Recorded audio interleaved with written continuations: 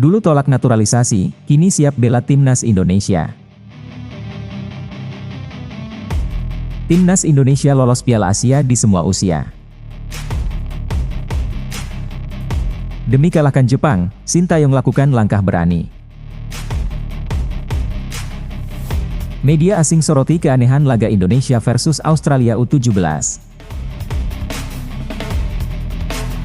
Riano Renders siap perpanjang kontrak di Liga Belanda.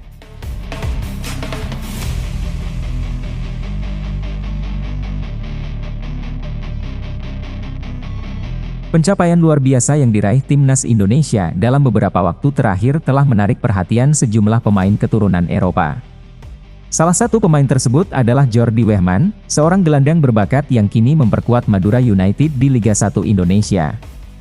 Kesuksesan timnas Indonesia serta atmosfer sepak bola Indonesia secara keseluruhan membuat Wehman semakin serius mempertimbangkan untuk bergabung dengan skuad Garuda. Ia melihat peluang ini sebagai kesempatan yang mungkin tidak datang dua kali.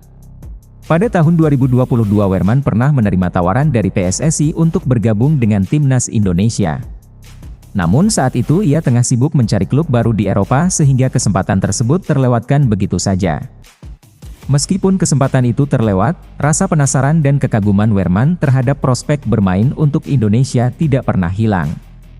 Bagi Wehman tawaran tersebut menjadi pengalaman berharga yang membuatnya semakin tertarik untuk mempertimbangkan kembali timnas Indonesia sebagai tujuan karirnya.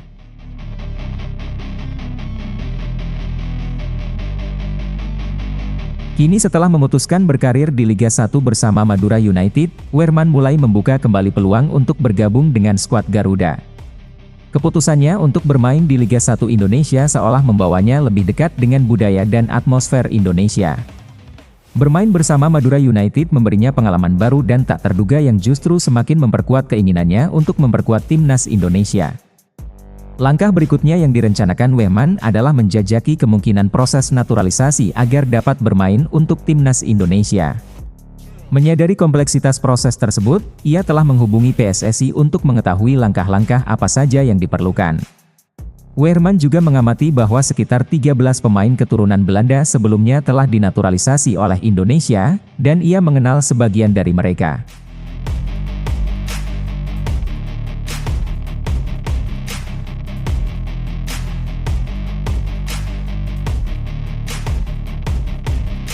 Eliano Renders dilaporkan akan memperpanjang kontraknya dengan PEC Zwolle. Sejak bergabung dengan klub, Renders telah menunjukkan performa impresif yang membuatnya menarik perhatian penggemar dan media. Dengan perkembangan yang terus meningkat, masa depannya di PEC Zwolle menjadi fokus perhatian. Menurut laporan tersebut, Renders akan memperpanjang kontraknya dengan PEC Zwolle mulai pekan depan. Langkah ini menunjukkan komitmennya untuk terus membela klub Belanda yang telah menjadi rumah bagi perkembangan karirnya sebagai pemain profesional. Kontrak baru yang ditawarkan oleh PEC Zwolle kemungkinan akan mengikat Renders hingga tahun 2027.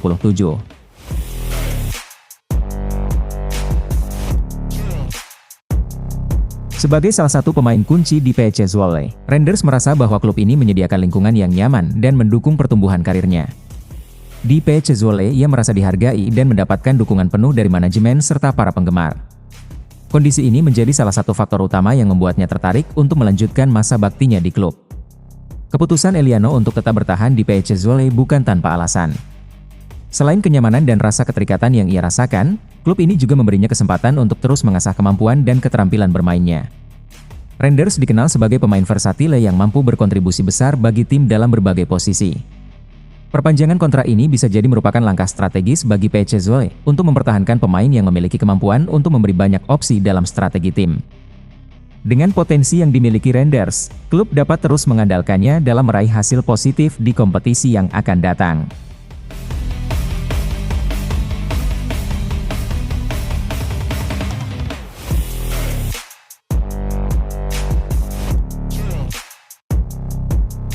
Baru-baru ini Sintayong mengajak warga Korea Selatan untuk mendukung timnas Indonesia dalam pertandingan melawan Jepang. Permintaan ini disampaikan kepada Song Chang-geun, seorang petinggi perusahaan asal Korea Selatan yang saat ini bekerja di Indonesia. Sin berharap agar komunitas Korea di Indonesia dapat turut hadir di Stadion Utama Gelora Bung Karno saat pertandingan tersebut berlangsung. Kehadiran warga Korea Selatan di stadion diharapkan bisa menciptakan atmosfer positif dan mendukung skuad Garuda.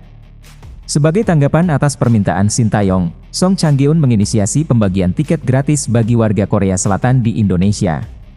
Sebanyak 1.500 tiket pertandingan disiapkan untuk dibagikan kepada komunitas Korea yang tinggal di Indonesia. Inisiatif ini diambil sebagai bentuk solidaritas dan dukungan terhadap Sintayong dan Timnas Indonesia. Kehadiran komunitas Korea di stadion diharapkan mampu menambah semangat para pemain Indonesia. Bagi Sintayong, dukungan dari warga Korea Selatan sangat berarti dalam memotivasi para pemain Indonesia. Ia percaya bahwa kehadiran para pendukung di stadion dapat menjadi dorongan besar bagi pemainnya. Shin meyakini bahwa dukungan moral yang kuat dari tribun penonton akan meningkatkan kepercayaan diri para pemain.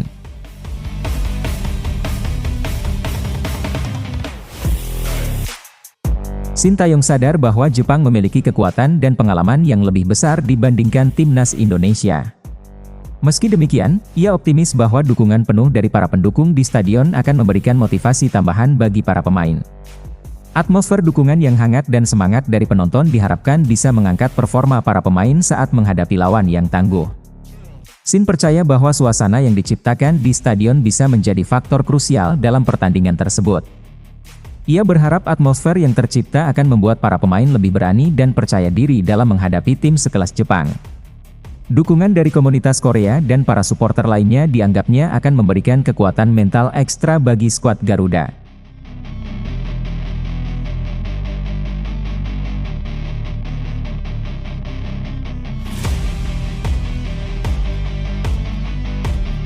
Timnas Indonesia berhasil mencetak sejarah baru dengan lolos ke Piala Asia di semua kelompok usia. Keberhasilan ini membuktikan bahwa Indonesia semakin diperhitungkan dalam kancah sepak bola Asia. Erick Thohir selaku Ketua Umum PSSI menyampaikan rasa bangganya atas prestasi ini. Menurut Erick, kesuksesan ini adalah hasil dari kerja keras berbagai pihak yang terlibat dalam pengembangan sepak bola di Indonesia. Erick Thohir menyebut pencapaian ini sebagai momen bersejarah bagi sepak bola Indonesia. Dalam pandangannya, keberhasilan ini bukanlah sekadar kebetulan, melainkan buah dari peningkatan kualitas yang signifikan dalam waktu singkat. Ia menilai bahwa prestasi ini adalah bukti bahwa sepak bola Indonesia telah naik level.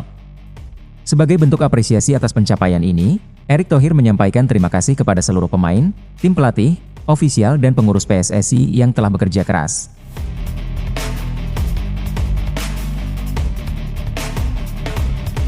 Ia menekankan bahwa pencapaian ini merupakan hasil kerja keras kolektif serta komitmen yang kuat dari berbagai pihak. Erick juga mengungkapkan bahwa prestasi ini sejalan dengan program yang telah dirancang PSSI sejak awal untuk meningkatkan standar sepak bola nasional. Prestasi yang diraih Timnas U23 Indonesia menjadi salah satu bukti nyata dari perkembangan potensi yang dimiliki oleh Timnas di semua level. Erick menilai bahwa capaian ini membuka peluang untuk menciptakan sejarah baru di ajang Piala Asia. Ia berharap kesuksesan yang diraih oleh Timnas U23 ini dapat menjadi inspirasi bagi timnas lainnya untuk meraih prestasi serupa di putaran final Piala Asia yang akan datang. Erick juga menegaskan bahwa PSSI akan memberikan dukungan penuh kepada timnas untuk memastikan mereka dapat tampil cemerlang di ajang internasional. Ia menjelaskan bahwa dukungan ini tidak hanya meliputi aspek teknis, tetapi juga mencakup persiapan mental dan fisik pemain. Fasilitas yang memadai dan program latihan yang terstruktur menjadi bagian penting dalam upaya ini.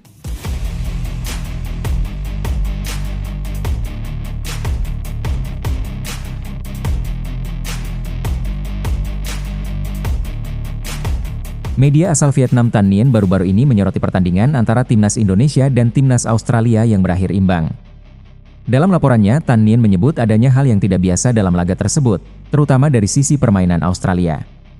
Tim yang biasanya diunggulkan dengan gaya bermain menyerang ini tanpa memilih strategi bertahan dan terlihat mengulur waktu alih-alih bermain agresif seperti biasanya.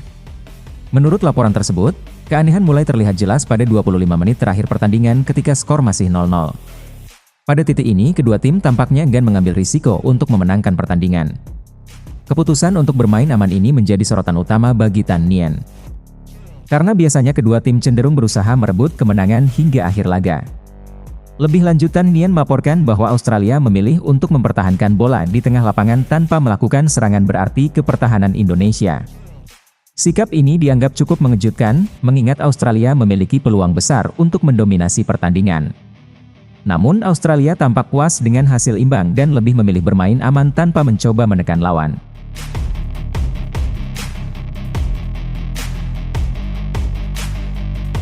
Sementara itu Indonesia juga dinilai tidak memberikan tekanan balik terhadap Australia, dan situasi ini membuat jalannya pertandingan menjadi kurang menarik. Kedua tim seolah sepakat untuk mempertahankan skor imbang demi kepastian lolos ke babak utama. Bagi penonton yang berharap menyaksikan laga sengit, hasil ini tentu tidak sesuai harapan mereka. Pertandingan tersebut akhirnya berakhir dengan skor 0-0, tanpa ada peluang signifikan dari kedua tim di babak akhir. Tan Hnian mencatat bahwa baik Australia maupun Indonesia tampaknya mengambil pendekatan hati-hati untuk mengamankan tiket ke putaran final. Dengan hasil ini kedua tim berhasil memastikan tempat di babak utama Piala Asia, meski jalannya pertandingan tidak seperti yang diharapkan. Meskipun menyoroti gaya permainan yang dianggap tidak biasa ini, Tan Hnian tetap memberikan apresiasi kepada kedua tim. Media tersebut menyebut keberhasilan lolos ke putaran final sebagai pencapaian penting bagi masing-masing negara. Khusus untuk Indonesia, keberhasilan ini mengamankan posisi mereka di turnamen bergengsi tersebut sebagai salah satu peringkat kedua terbaik.